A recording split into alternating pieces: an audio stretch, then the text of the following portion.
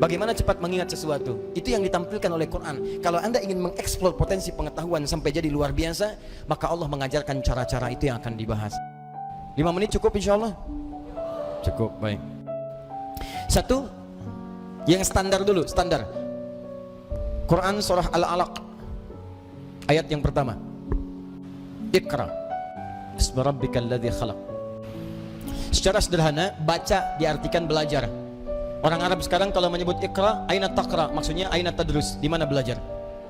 Maka yang pertama, maaf kalau Anda muslim, Anda beriman, ya, beriman kepada Allah, yakin dengan kesempurnaan diri kita, kewajiban pertama untuk memaksimalkan pengetahuan, tidak boleh ada orang Islam yang tidak belajar, mesti belajar. Kemudian diturunkan lewat hadis Nabi SAW, lihat cara belajarnya, perhatikan caranya. Awas, bukan biasa. Talabul ilmi fariidatun ala kulli muslim. Belajar, menuntut pengetahuan, ilmu. Nabi mengatakan talabul ilmi. Nah, ini yang mau saya garis bawahi. Ini kadang-kadang suka jarang diterangkan syarahnya secara mendetil. Al-ilmu, apa artinya ilmu? Dalam istilah bahasa Arab, cuma ada dua pendekatan makna pada ilmu. Satu al-fahmu, kedua al-idrak. Al-ilmu huwa al-fahmu wal-idrak. Ilmu itu artinya paham. Yang kedua idrak, dijangkau dan dikuasai. Jadi kalau bapak, ibu, atau anaknya misalnya disekolahkan dimanapun, jangan cukupkan hanya hadir di sekolah saja. Jangan cukupkan ditempatkan dia duduk di dalam kelas, jangan. Itu bukan sifat muslim. Sifat muslim itu ketika belajar, cek kembali, paham gak yang dipelajari? Dikuasai gak pengetahuannya? Jadi jangan biarkan anak datang cuma ke kampus, ke sekolah untuk duduk. Apalagi duduk paling belakang gak mau nanya.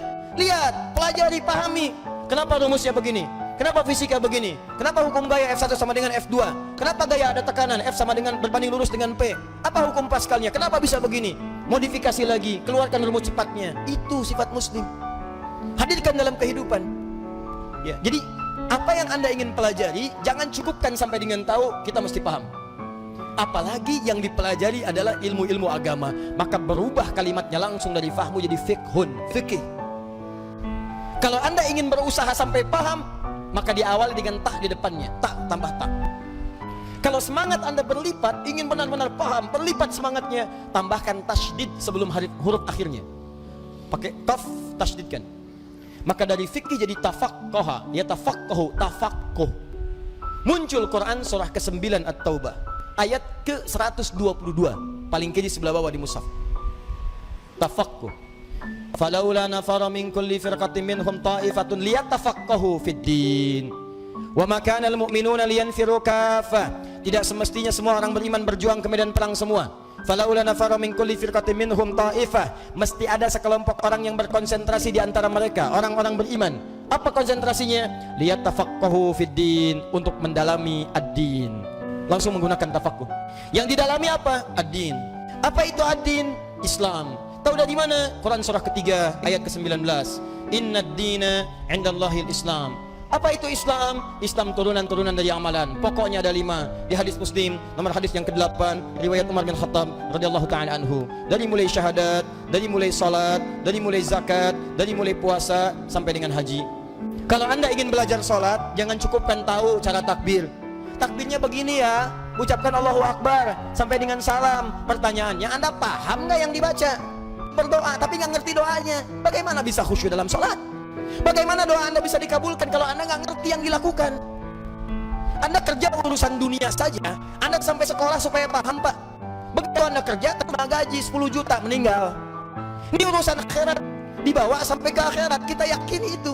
Tuh lihat Abu Bakar, sahabat Nabi, kurang apa lagi? Sahabat Nabi, dari awal, mertua Nabi, hidupnya dengan Nabi, hijrahnya mendampingi Nabi, wafatnya dikubur di samping Nabi.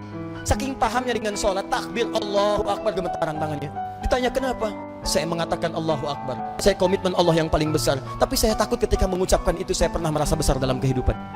Sombong dari orang lain, merasa besar kepala dalam pasangan, merasa yang paling hebat dalam kehidupan, atau yang paling khusyuk dalam sholat. Saya takut, saking pahamnya Allahu Akbar.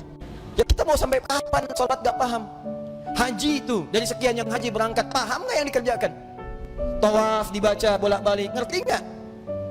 Paham gak bacaannya? Saya kadang-kadang suka merasa sedih deh kalau situasi tawaf itu. Kenapa sih travel tidak mengajarkan sesuatu yang maksimal? Ayo, anda akan ditanya oleh Allah Subhanahu wa taala. Mereka tuh sudah jual kebunnya, ada jual tanahnya, ada jual pakaian-pakaian untuk datang ke sana. Mereka punya hak untuk berhaji dengan benar. Jangan bebani dengan sesuatu yang tidak ada maksimal gitu. Itu kan doa tawaf cuma dua. Doa tawaf itu dua, Pak. Satu dari Hajar Aswad ke makam Ibrahim. Subhanallah, walhamdulillah, wala ilaha illallah, wallahu akbar. Itu ada kisahnya.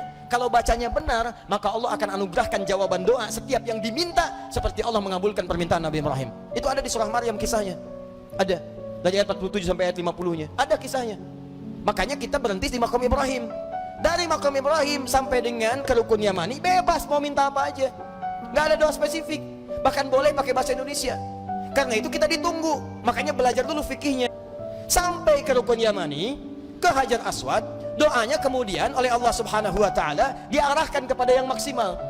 Diseleksi lagi yang tadi, jangan-jangan minta tapi bukan kebutuhan, cuman keinginan, nggak ada maslahat. Makanya diarahkan kepada yang manfaat dunia dan manfaat akhirat. Rabbana atina fid dunya hasanah wa fil akhirati hasanah wa qina adzabannar. Jadi yang tadi Anda minta itu benar nggak urusan dunianya? Jangan-jangan minta tapi nggak maslahat dunia. Maka oleh Allah yang bagus dunianya diberikan, yang ada maslahat akhiratnya diberikan, yang kurang baik diganti dengan yang lebih baik. Begitu caranya. Ya, ada kisah hebat nih, saya sambil menutup sedikit. Tapi ini tidak harus ditiru caranya, tapi bagus sebetulnya contoh untuk kita. Ada anak muda, Bu, datang ke Ka'bah. Dia belum nikah tuh. Sampai di multazam, dia berdoa. Benar, pakai bahasa dia ngerti. Coba mungkin caranya tidak harus seperti ini, ya. Ya Allah, hamba datang ke sini ya Allah untuk memohon kepadamu jodoh. Saya sudah berusaha sampai datang ke Ka'bah ini ya Allah, mohon kabulkan. Berikan saya jodoh yang terbaik ya Allah. Tiba-tiba di sampingnya datang perempuan tinggi, putih, hidung mancung, langsung ditunjuk. Kayak gini ya Allah. Kayak gini. Tapi betul, Bu, habis itu dia pulang, dia nikah. Walaupun bukan dengan yang tadi. Dia nikah. Yang mau saya katakan adalah teman-teman sekalian, ini al-ilmu wal fahmu wal idrak. Anak pulang dari sekolah, datang ke rumah, cek lagi. Nak, tadi belajar apa? Coba ajarkan lagi. Seperti apa? Kenapa ketemu begini? Kenapa begitu? Maghrib, semua TV berhenti. Ayo datang semua mengaji. Ini kita kehilangan nilai-nilai itu. Ini kita tuh mesti pintar, Pak. Dulu orang begitu. Ini ngajinya tuh jelas. Begitu dibahas pengetahuan, dikuasai dengan baik. Silahkan cek ulama-ulama dulu. Penguasaannya itu total.